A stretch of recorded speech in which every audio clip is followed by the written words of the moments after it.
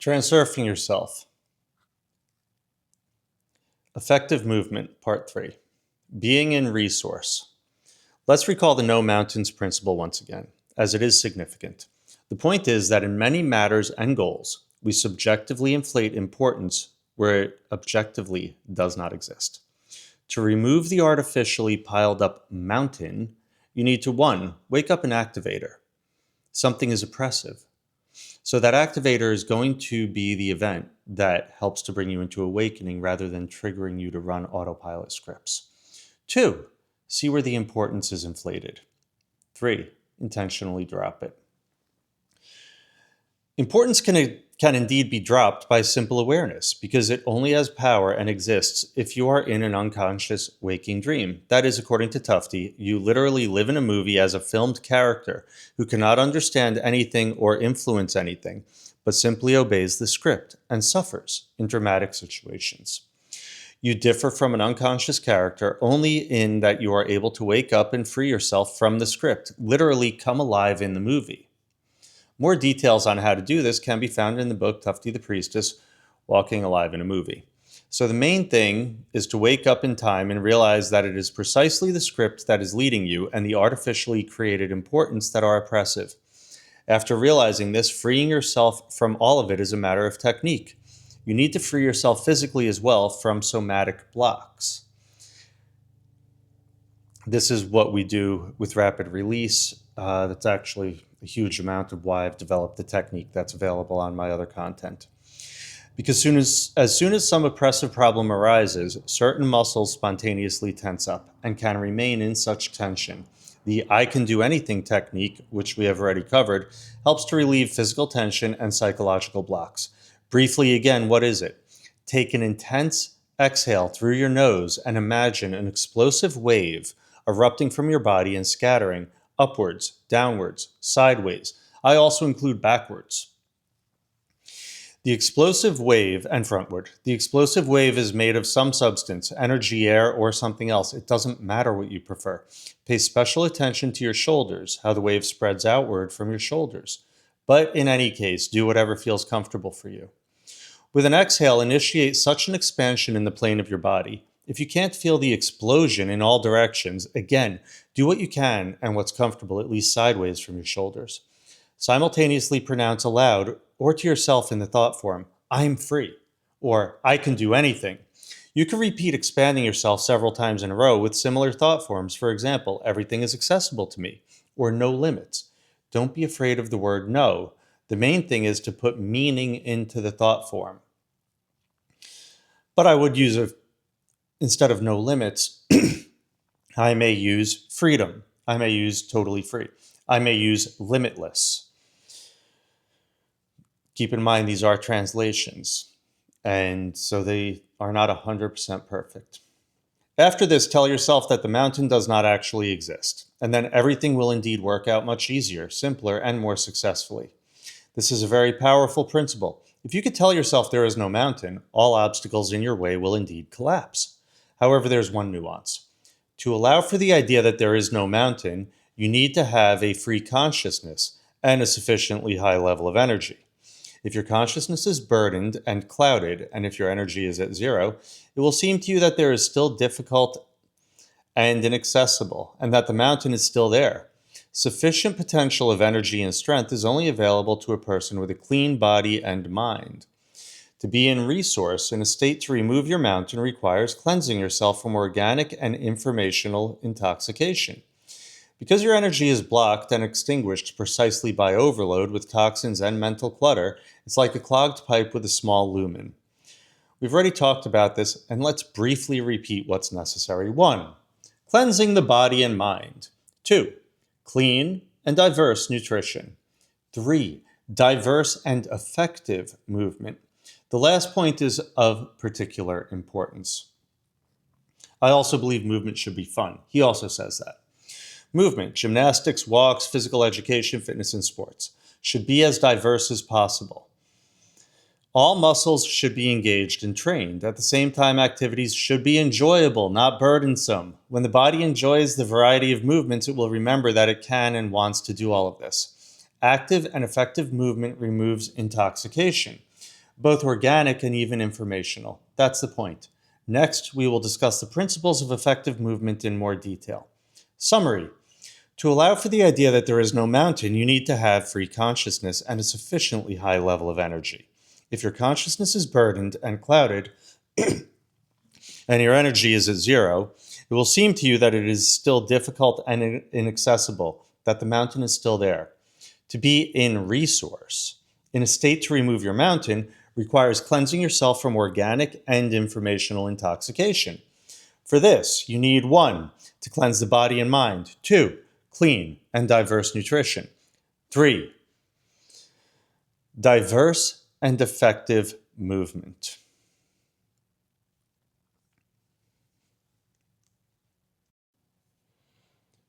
Principles of effective movement. We concluded that the ability to tell yourself there is no mountain manifests only if you have sufficiently high levels of energy and a free consciousness. Consciousness and energy are blocked by intoxication, organic and informational. Active and effective movement removes both the first and the second. With intense movement, the body cleanses itself, and all nonsense flies out of your head. Generally speaking, nonsense appears in the head as a result of inaction. Because any nonsense, in the generalized sense of the word, stems from one form of importance or another. And importance is best eliminated by action. In the book, Hacking the Technogenic System, that's also in Russian, that's one of the next ones I'm reading. This is explained in more detail and good advice is given. Don't think, act. We are in the time of action right now. Health problems also largely arise due to a sedentary lifestyle. It's no coincidence that it is said life is movement. If there's not enough mobility, life will fade. Therefore, physical activity should be set as the first priority of your existence. In all possible forms: gymnastics, walk, physical education, games, fitness, sports. So why do we need movement? 1. Body cleansing. You can't cleanse it with just proper nutrition. It requires pumping all the drainage fluids, blood, lymph, and bile. Muscles help to move all of this and pump out excess waste. 2. Elimination of stagnation, clamps, blocks. Our body has a tendency to react to all excesses of consciousness, irritation, anxiety, stress, depression. It all initiates tension in certain muscles, which can become fixed, and that remains. Psychosomatic clamps are muscles frozen in tension. They block the flow of energy and cause all sorts of dysfunction in the body, from pain to hypertension and diabetes. In this sense, it's commonly believed that all diseases are from the nerves. This is what rapid release is targeting. Frequently when I work with people, and this is the note from the narrator, I'm targeting muscles that what I find in clinical practice, the body's actually forgotten to know how to fire. And it's bringing a person back into their complete and whole consciousness and rebalancing the nervous system. That's what we target. Development. Number 3, the body cannot be in a state of status quo. Its state is either development, or at least maintaining itself in shape, or degradation. It is precisely weak. Undeveloped muscles that get pinched in a psychosomatic block. This is similar to the behavior stereotype of people. A weak person tends to behave tense, aggressive, and shows like they're proving something to everybody. A strong person, on the other hand, usually behaves calmly and benevolently. And one other narrator note here is the way I like to phrase it is, reality does not care for stagnation. So if we're not growing, if we're not developing, we're usually getting a lesson that we ought to be. There is a time for rest, and that's really important. This is where discernment comes in, and I'm not trying to bog us down. But right now where we are, we're in a period of very powerful growth, so be attentive to that.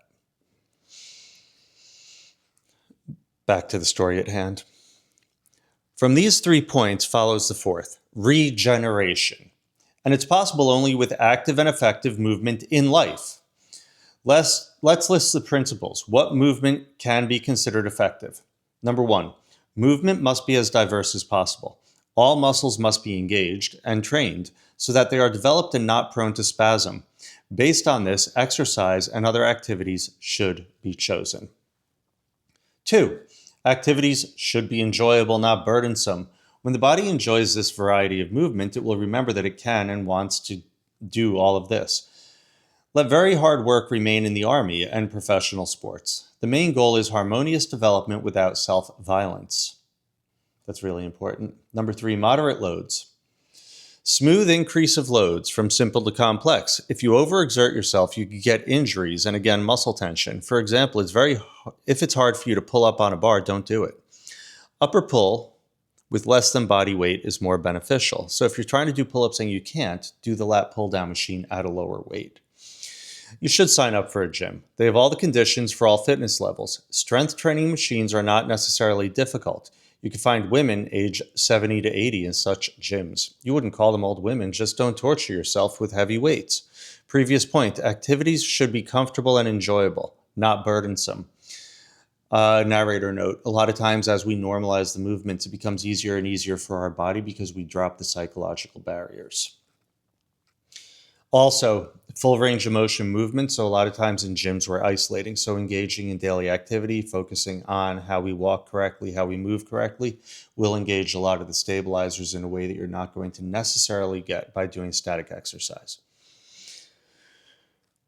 Number 4, back to the story. When performing exercises, the effortful movement should be on the exhale and relaxation or the reverse movement on the exhale. Stretching movements should also be on the exhale. The exhale should be intense with feeling from the depths of the chest and belly. This helps to open the vents. It relieves all tension and blocks. 5. Relaxation is more important than effort. Effort must be followed by relaxation. Between exercises, a sip of water to avoid dehydration, a minute or two of rest, and relaxing movements. For example, bend over, lower your head, and rinse your hands. Otherwise, muscles will reflexively tense and block. For example, someone who does push-ups or pull-ups quickly with semi-bent arms does it incorrectly. Movements must be performed with full amplitude and always with alternating phases of effort and relaxation. He's emphasizing form, he's emphasizing mindset. Number 6, pay attention to how your muscles work. Learn to intentionally relax them. This is key. Muscles should be tense only for a moment, during effort. At all other times, they should be relaxed. If you constantly observe the work of your muscles and their state, you will be able to relax them with just a thought. Number 7, strength exercises should emphasize spinal extension and decompression, or at least be neutral, rather than compressing the spine. That is, they should be decompressive.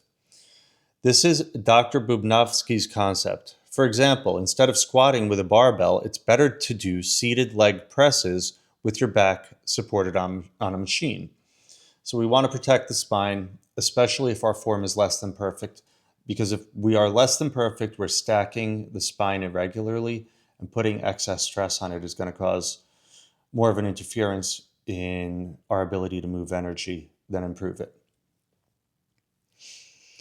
Number 8, before strength exercises, and especially before stretching exercise, a good and comprehensive warm-up is necessary to prepare the muscles, to develop and warm them up. Number 9, why are not only simple exercises like morning exercises or running desirable, but precisely strength exercise with weight?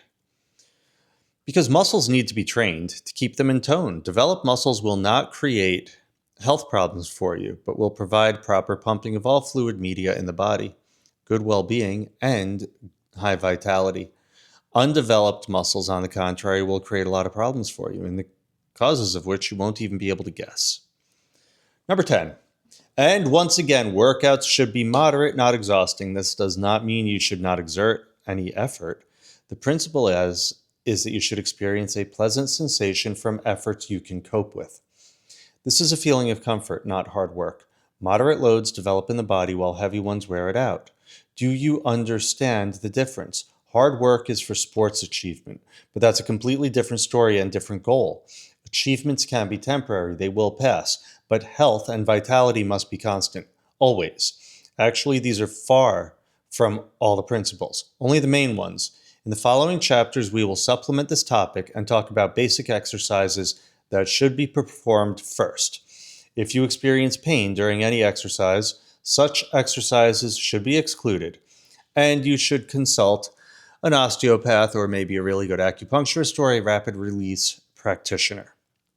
For example, if you have joint and spine problems, you need to do special exercises prescribed until everything returns to normal. And a lot of times for that, you want someone who specializes in high level sports medicine or postural rehabilitation, because it's going to be a recalibration usually of the relationship with the feet and the hips to the lower spine. And then from there, we build up. Summary: with intense movement, the body cleanses itself and all nonsense flies out of your head. Physical activity should be established as the first priority of your existence. Regeneration is only possible with active and effective movement in life. It is necessary to refresh the principles of effective movement from this chapter from time to time. Questions and feedback. I have an intention that describes different areas of my life. Periodically, one or another area sags for me. Therefore, it is difficult for me to keep my focus on one thing. In your book, you wrote that you need to concentrate on one goal. Otherwise, it will be scattering energy in different directions, i.e. a low result. Tell me, is it possible to influence reality point-wise, or do you need to strike in one direction? My intention is too large, more than 6 to 7 sentences to work with it. Answer: you need to concentrate on one goal if it's a priority, and will pull many of the other things along. If there are goals not related to the main one, then you will still have to work with them.